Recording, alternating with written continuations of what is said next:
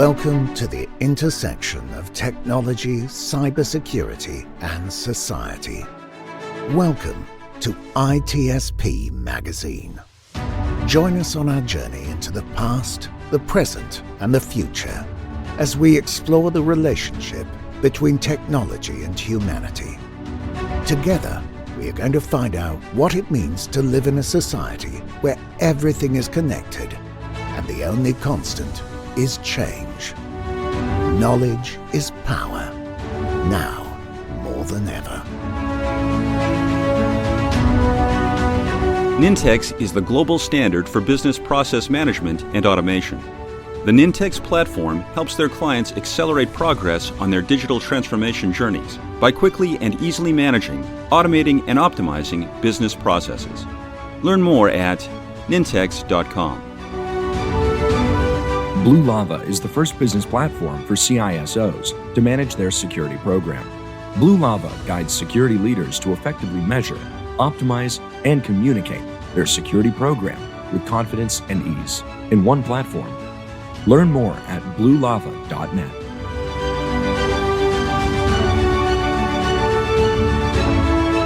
Marco. Sean, can you hear it? I think I can hear it. I just don't know what it is yet.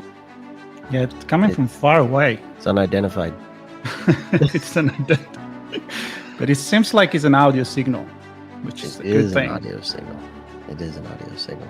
But we have to dissect it and analyze it to figure out what the signal is telling us. There's a code in there. We got to break the code. Yeah, what the source is, who's it destined for, or what's it destined for, and I'm assuming it's coming from space. We could assume it's coming from space. Doesn't have to be, but maybe it's heading to space. That there are some that or are going there. Or is it all just space and we're ignorant humans and don't realize it? Well, we definitely send signal to space. And the question for someone is, are people ignoring it? Well, I say people, but yeah, let's say people for now. We'll talk about other kind of life later on in the conversation. But one of the theories that they actually, they know we're here, but they don't really care. And maybe we'll talk about that too. And this is audio signal, Sean. Let's stop confusing our audience. I'm messing around with our audience, and let's bring our guest on. I'm thrilled to have on. It was a tweet that I saw that inspired me to say. A tweet that you heard, or you saw? Tweet that I read. I didn't have it read for me. There was no signal there. Well, I guess it was a visual written signal. But anyway, I saw this tweet about I could talk for hours about aliens in space, and I'm like, perfect. Let's do it. I can listen for hours about Yes, exactly. So we're going to do that. We're going to talk about aliens in space and technology with, hopefully somebody will be a good friend, because I would have many conversations, I suspect. Jasmine Singh, who happens to be a senior at Purdue University and also has an internship at NASA. Jasmine, thanks so much for joining us. Hi, Marco and Sean. Thanks so much for having me. So this is going to be fun. So we have to start at the beginning. So first, let's hear a little bit about who you are and what you're up to. So I often joke, my story starts at being hatched. So our audience is probably tired of me saying that, but you can start wherever you want. What are you up to? Yeah, so I have always loved space, like as far back as I can remember. I think it all started in my earth science class when we learned about the planets for the first time. I was really excited. There was so much mystery and so much beauty within space and science in itself. And from then, it just kind of snowballed into something huge.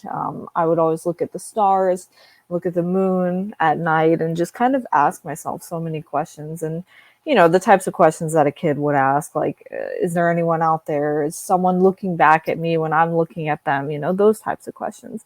But, you know, those are the questions that we're actually seeking to answer today. And so ever since then, you know, I did a ton of research into astronomy just because I got super passionate. I bought a ton of books read them, I watched videos, that type of deal, because, we weren't learning about it in school. And I was so interested that I was like, I have to do my own research. And then when it came time to apply to college, I thought that I wanted to go into aerospace engineering. But then I quickly realized before I applied that wasn't actually my passion. I realized I wanted to study the bodies that the planets or that the rockets go to, not actually build the rockets themselves. So that led me down the path to planetary science, which you can guess by the name is just the study of planets and moons and bodies in space. So I major in planetary science, and I have a double major in atmospheric science, which is just a fancy way of saying meteorology.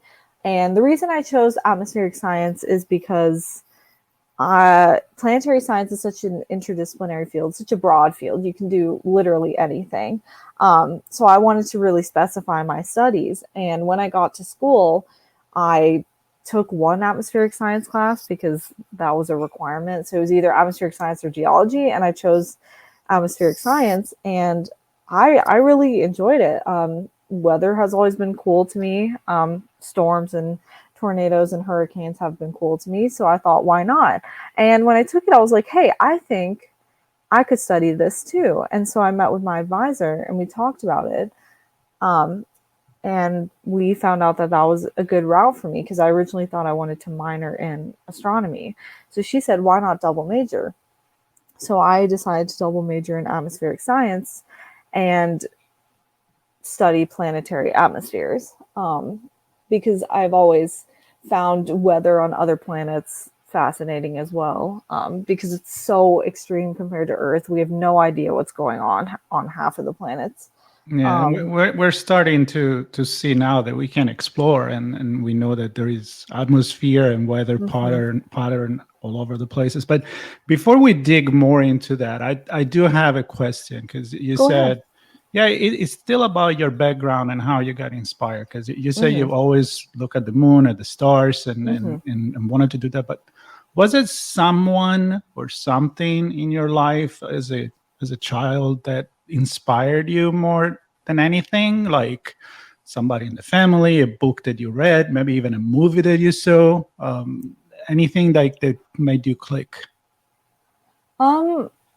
I really do think, I think my sixth grade teacher might have had a hand in it, because she was the one that taught the earth science class, and she was just really nice and chill, and really made the subject super interesting. I remember doing a project about Saturn, which used to be my favorite planet.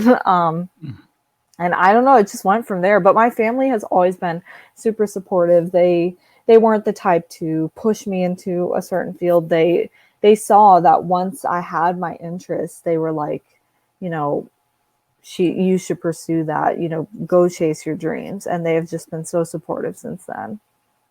Love it. So continuing my story, so I wanted to study planetary atmospheres because they're so interesting. They're so diverse. We don't know what's going on, some of the further out planets in the solar system.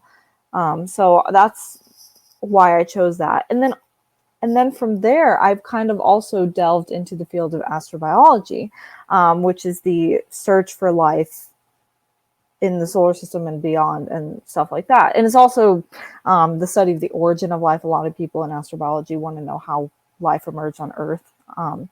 But I am really interested in searching for life as well. So I'm hoping to kind of combine the two fields and maybe search for life in the atmospheres of other planets or stuff like that. So I'm really passionate about aliens and that type of thing.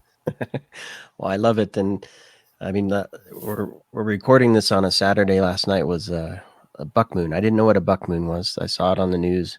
I went outside. It's a full moon in July. I love photography. I took a few photos, and I found that, I'm up in the mountains, but depending on where you were, you get certain differences in atmosphere. And then I saw a post on Twitter where, I don't know if it's real or not, maybe you can confirm, where it said on the blue planet, the sun sets red, and on the red planet, the sun sets blue.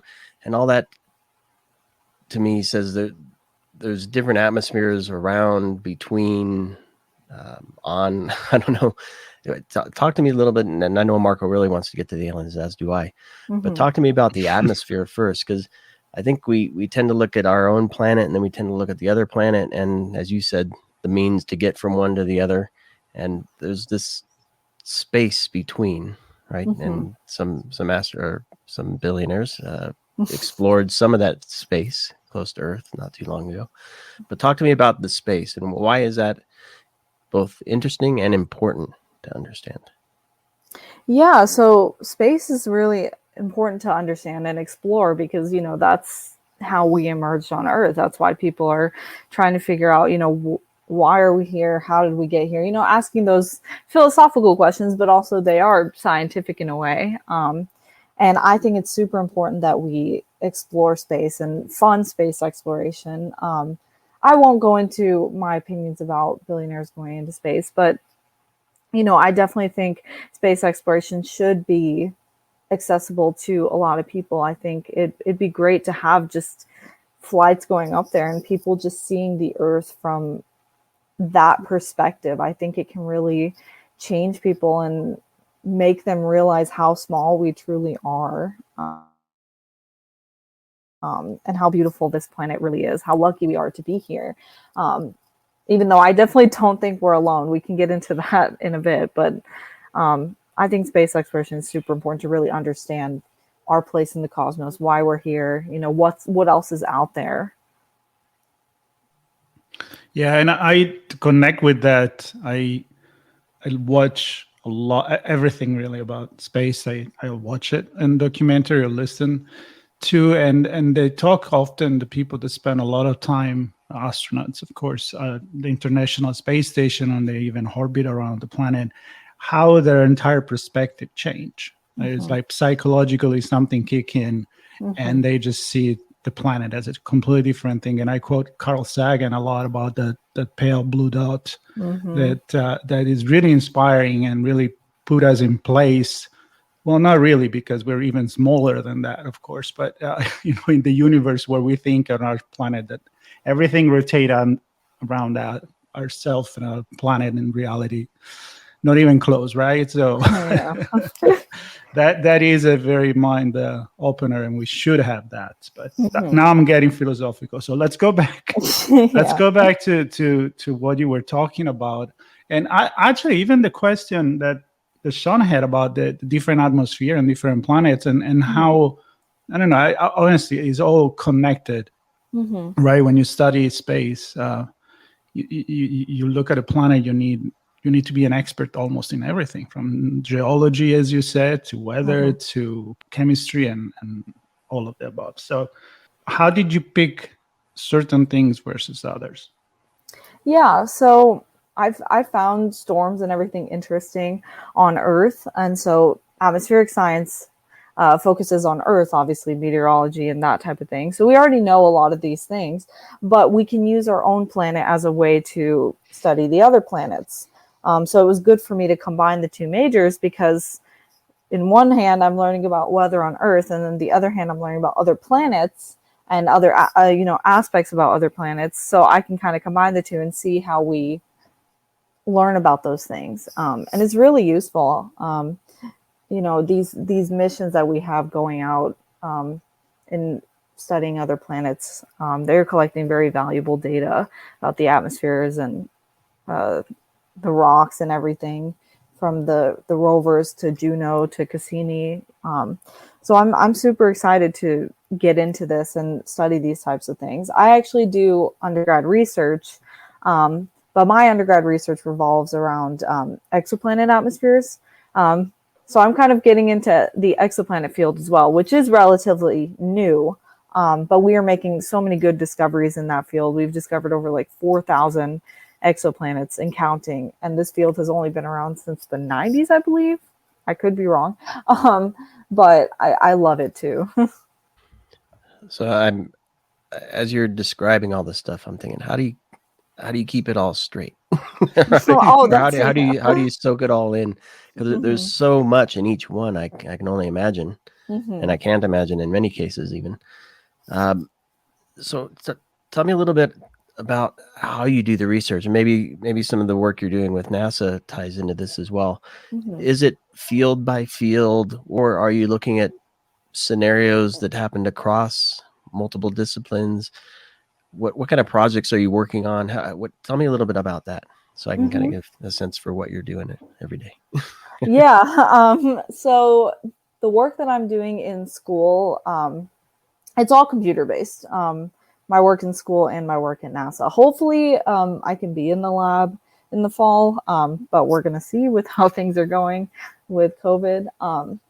But my work in school revolves around using the WRF model, which is the weather research and forecasting model, and putting in some input parameters, atmospheric parameters, and just changing them and seeing how that changes the output parameters for different atmospheric variables, and seeing when water-based precipitation forms in rocky exoplanet atmospheres. So that's pretty cool. And then my work at NASA is like totally different.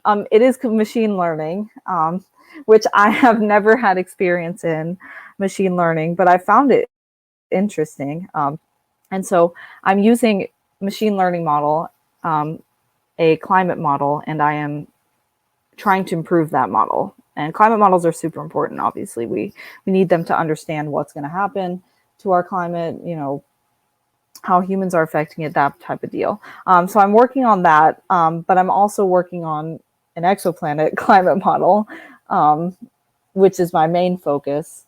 And so that one is the one I'm really interested in, because that one we are trying to simulate exoplanet environments and see which ones are more habitable, and that type of deal. So I'm trying to improve these machine learning models. It's really cool. And I was going to ask you what you. the purpose is, because there's research for the sake of research, right? We just want to collect information, analyze it, understand what we're seeing, maybe compare Earth to others. But what's the real goal? Is it to improve the atmosphere and life on Earth, or is it to find opportunities elsewhere on other planets where we could potentially live, or to see if there is other life? What's the goal, or is it all of those? Yeah, I would say it's kind of a handful of everything. So the Earth climate model is focused on climate change, obviously, and how humans are impacting the environment, how, what kind of effects we could see in the future if we, continue at a certain rate. Spoiler alert, they're not good.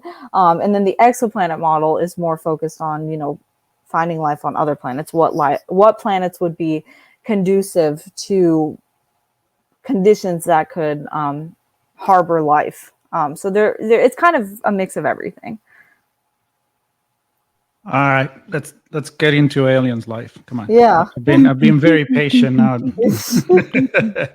So actually, I was looking at your website, and you have some blogs about it. You go through the question if aliens are ignoring us, which I kind of mentioned at the beginning. Mm-hmm. What if we're not alone in the universe? You bring the zoo theory, and of course, one that I am myself kind of a fan. It's because I find it kind of makes sense to me, is the panspermia idea, Mm-hmm. that life, of course, exists somewhere else. I mean, how Mm-hmm. can it not? That's Yeah. my point. So let's talk about that. Like, why are you fascinated by that, and and what are your thoughts about it?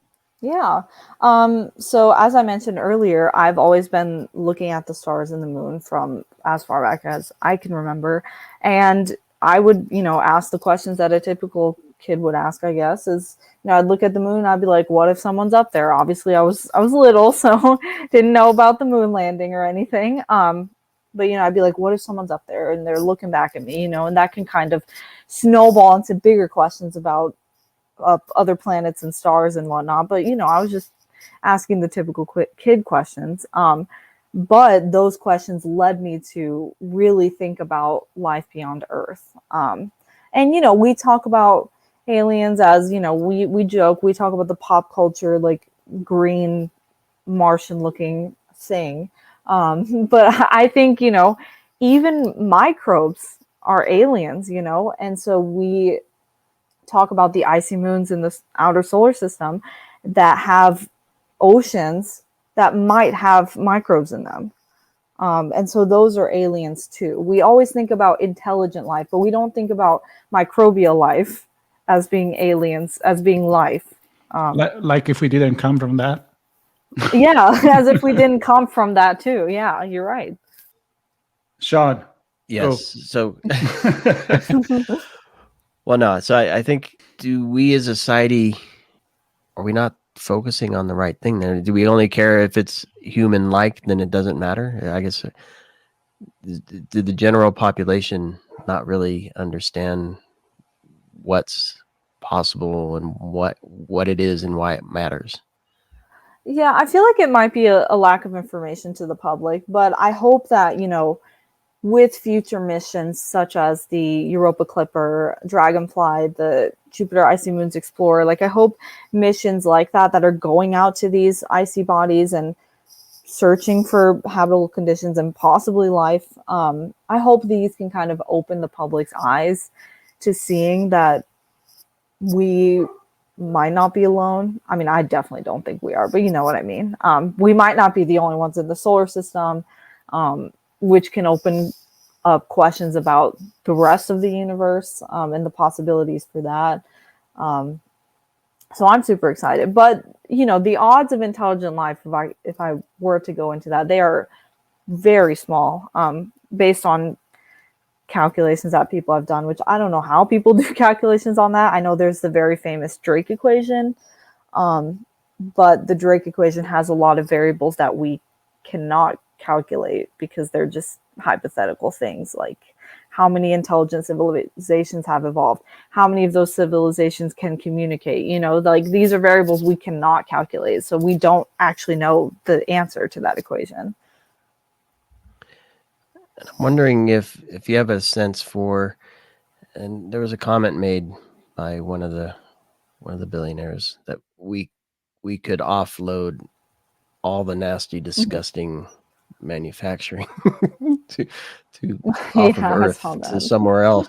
So I'm wondering, my question is, do we run the risk of making a negative impact to space by taking our existing mindset and existing technologies and transferring them there? And or do we need to kind of rethink everything as we begin to branch out off of Earth? Yeah, I've thought about this too, and people always joke about, humans will pollute everything. We have a lot of space junk, as you call it, orbiting Earth, which is mostly satellites, and I guess a car too, because of Elon Musk. But people, exactly. People always say we pollute everything. So that is a thing that I've thought about, because if we send out stuff to other planets, like I guess the rovers are a good example, like if there's life on Mars or whatever, are the rovers kind of bringing our biological stuff and taking it over there and messing with that? So that's always been a thing very important for me to understand, is like we don't want to mess up the biological ecosystem of these planets if there's anything there, because if we bring our stuff there, that's contamination, so that is really something that I hope people can look more into, and hope that we don't mess up everything, which I guess seems to be a common theme. We're messing up our own planet, let's go mess up some other ones. Yeah, let's bring snakes and black widows everywhere with us. Exactly. Yeah, exactly. But on the other hand, it could be the other way around, and I'm going to go back to the panspermia theory, where even life on Earth is coming from another planet. So maybe we're not that special. It's just that the condition is right here. And the reason why I go here, and of course, before we end, you have to talk about the zoo theory, because I think that's fascinating and a big lesson maybe for, not only sci-fi fans, but for everyone. But how the instruments, the technology that there is now, like you said, you talk about the exoplanet and how so many planets has been discovered lately.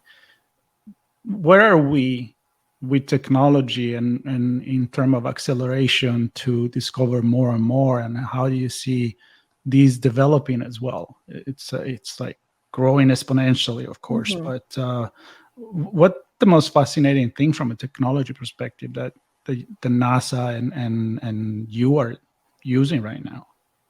Yeah, I think the technology is incredibly fascinating. It's crazy to me that we can just use these telescopes and kind of see a planet like orbiting its star, and see those little dips, and see that, okay, there's something there, and we know that that's a planet because X, Y, and Z. And that's so fascinating to me because of how big space is. It's so far away, but we can still detect that from Earth and consider that a discovery. And there was a discovery a couple days ago about that there was a moon forming disk around exoplanets, and which is so cool because we haven't really delved into the field of exomoons, I guess they're called. So that's leading to something new. And then of course we have the hopefully upcoming James Webb telescope that everybody's super excited about, because that's completely going to change the field of exoplanet science. And I really hope that we can make some good discoveries about, the atmospheres. That's a huge thing. And hopefully one day, I don't know when this will be, but hopefully get a picture of an exoplanet. That's good to me. I mean, we've gotten some pictures, but I mean like a picture that's not just like a dot, like a small dot, maybe something a little better. I'll say I have a picture of one. Yeah. You can't see it, but I have. Of course. Yeah, it's incredible when I'm now science in terms of space science and more like the human brain type of guy, but I am so fascinated by all of that when I was trying to understand how infrared astronomy works and how you can detect all the particles, and you can tell the composition of a planet just by looking at the range of colors, right? That you see in it. And then I've been lucky enough to see the Galileo's telescope in a museum in Italy, and to think that he was able, in the 1600 to discover the Jupiter moons with that piece of lenses that he had at the time, right? Yeah. So it's fascinating to think how far we've gone from that, how far it took to get there, and how long it took to get there, and there's so many opportunities that we may have in the future. It's incredible. So let's talk about that zoo theory. Of course, because it's really humbling, in my opinion. Yeah. So what is it? All right, so it kind of starts off with the Fermi paradox, which basically is asking the question of where is everybody? Why haven't we come into contact with everybody? And so the zoo hypothesis is kind of an answer to that, or it attempts to answer that. So it basically, where the name comes from is we are basically being observed like animals in a zoo.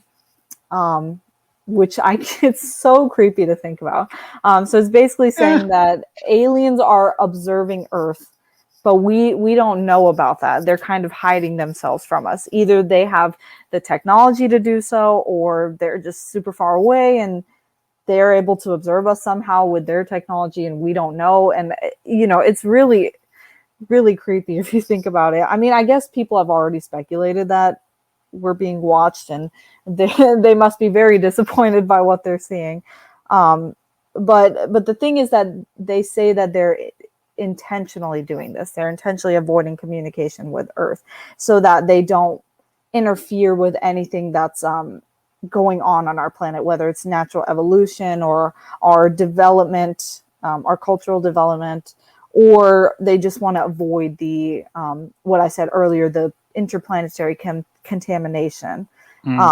So kind of like, we observe animals at a zoo. There's a glass wall in front of them so we don't, bother them and disturb their natural ecosystem, or I guess kind of natural because it's in a zoo, but their ecosystem. We don't interfere with that, so they don't interfere with us. That sounds to me, sometimes that I think about it, it justify this kind of glitch in the system, which will be when we see an identified object, and like maybe there is a glitch in the way that they're keeping us in there, and we happen to see that. So there you go. let's go sci-fi to the next level. Yeah. It reminds me of Jim Carrey movie. What was it called? The Truman Show. Yeah. Yeah. And not until the crack in the door was there a sign. And let's talk about. I could talk for hours, but let's go here, and then maybe we can get a final thing. Mhm. Signals. I know this show is called Audio Signals, not meant to be tied to signals to space, but we're going to do it now. Sort of. More radio. So there are signals, right? We're creating them. There are others, I think, coming from other places. Is there data in those signals? Is there data in the data? Do we know how to capture? Are we capturing? Are we sending specifically signals to see if there's some response? I'm interested about signals. I don't know if you follow any of that or yeah, I know the most famous one. You guys have probably heard of it. Is the WOW signal, which was discovered in the late 70s. So people were very intrigued by that because they were like, oh wow, somebody kind of responded to us. That's what they think, and I'm not sure if it's been debunked. I think people say that it might have been from a star or a comet or something, but it's really interesting. I think I'm not a huge expert in it. I only know really about the WOW signal, and I know that we're trying to send out a bunch of signals and hopefully get something back. But I can talk about the limitations of that and how I think our technology is just not at the point where we can really receive anything. You know, there's a lot of limitations because say we send out a signal, right? And say we send it to a star that's 20 light years away. It'll take 20 light years to get there. And then they have to send, if there's something there, they have to send something back. And that they could, you know, everything's limited by the speed of light. So that's going to take 20 more years to get back here, you know? So I think there's a bunch of limitations in terms of signals and communication. I don't know how that can advance in the future. Hopefully we can send them out faster than we currently are, because obviously nowhere near the speed of light. But it's really fascinating to me with interplanetary communication and that type of aspect, and seeing how we can advance that field. Yeah, I mean, people are learning about that when you know about the delay we communicated with rovers on Mars. And, you know, Yep. so that there is, we had some episode that we brought it into the cybersecurity aspect of things, where you're like, you have to be prepared to drive autonomously, right? Because you can't just swerve or move, or, you know, you got into that blackout communication that also we experience going around the moon with the Apollo mission as well. So it's so fascinating, all of this, and way more than that. Yeah, because the first thing that comes to mind for me is that we think we know what signals, how they're structured, how they're sent, what the acknowledgement response looks like. It could be completely different out there for what, and maybe hidden or tunneled in something that we can't see or understand. Who the heck knows? Just like life. You compare everything to us. You know, we make robots that look like humans. They can just be a box, right? I mean, we represent aliens with two eyes. Maybe they have an angular face, but that's how we represent them. And they may be completely different. And and if they're looking at us, we hope that they're never going to need to make us like a highway and like the hitchhiker guide to the universe. We're gonna be obliterated just because the highway has to go through. Maybe they'll respect us a little bit more.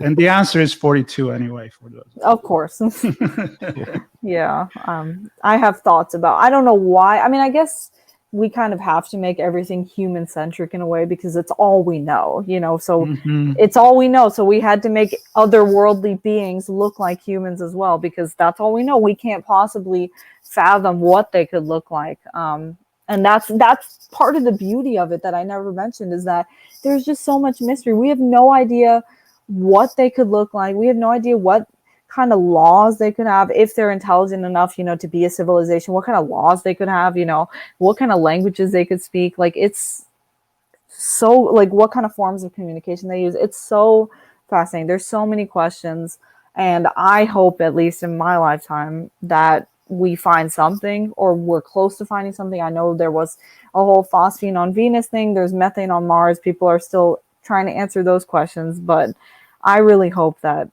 we find something. Even if it's tiny, I'll still be happy, because that can finally answer the question, put it to rest, that we're not alone. I love it. And I had a question for you. You may have subtly answered it there. What's more interesting to you, or where's your passion lie? Is it to explore the unknown and to see what you find, or to have an idea of what you're looking for and trying to find it in the research that you're doing? Yeah. I think for me, it's more of the unknown. I've always been advocating to send missions to the ice giants, Uranus and Neptune, because we haven't really been there since Voyager, and that too, Voyager didn't even stop at the ice giants. Voyager just flew by, took some pictures. So I always want us to go to places we haven't been before. That's why I'm so excited for the icy moon missions, not only because of the possibility for life and that type of thing, but also because it's the unknown. We haven't really been there. Cassini went by a little bit, on Enceladus, and that's how we discovered the plumes, erupting from beneath the surface, but nothing really more. And so I'm so excited to send these new missions. There's the upcoming Venus mission. We haven't really gone to Venus either, and that's considered our sister planet. So for me, it's more of the unknown. But obviously, you kind of do want to have some type of idea of what you're looking for and what you expect to find. But it's incredible. The questions, the amount of questions that you can ask, and kind of the snowball effect that space exploration and aliens can just lead to.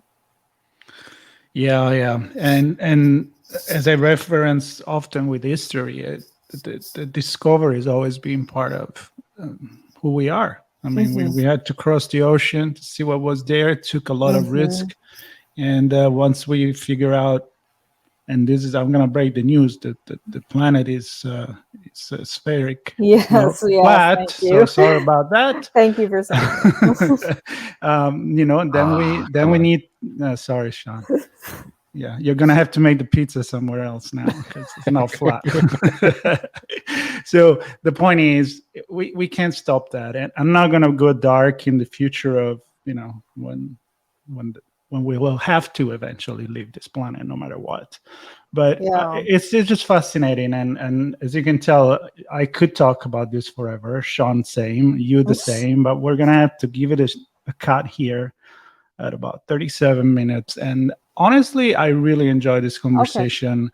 Okay. I think it's extremely inspiring hopefully for everybody listening as well. And I'd love to have you back if you ever want to come back on the show. Yeah, we didn't touch on oceans. Yes. We didn't touch on a lot of things. There's a lot of things, and still you mentioned storm. I mean, I could spend hours on that too. Yeah, we could talk forever. That's for sure. And Jasmine, I'm so happy that you found the time to do this with us. Thank you. And we will have notes on the podcast with resources to get in touch with you. Maybe something you want to outline on research that you're doing, your blog, which I found it very, very fascinating. I love the blog. Thank you. Thank you. Really, really cool. And again, thank you so much, and keep this energy and passion in everything you do, because it's really, really inspiring. Yeah, thank you for having me. Thanks, Jasmine. Blue Lava is the first business platform for CISOs to manage their security program. Blue Lava guides security leaders to effectively measure, optimize, and communicate their security program with confidence and ease in one platform. Learn more at bluelava.net. Nintex is the global standard for business process management and automation. The Nintex platform helps their clients accelerate progress on their digital transformation journeys by quickly and easily managing, automating, and optimizing business processes. Learn more at nintex.com. We hope you enjoyed this conversation. If you learned something new and this story made you think, then share ITSP Magazine with your friends, family, and colleagues. If you represent a company and wish to associate your brand with our conversations, sponsor one or more of our columns. We hope you will come back for more stories and follow us on our journey. You can always find us at the intersection of technology, cybersecurity, and society.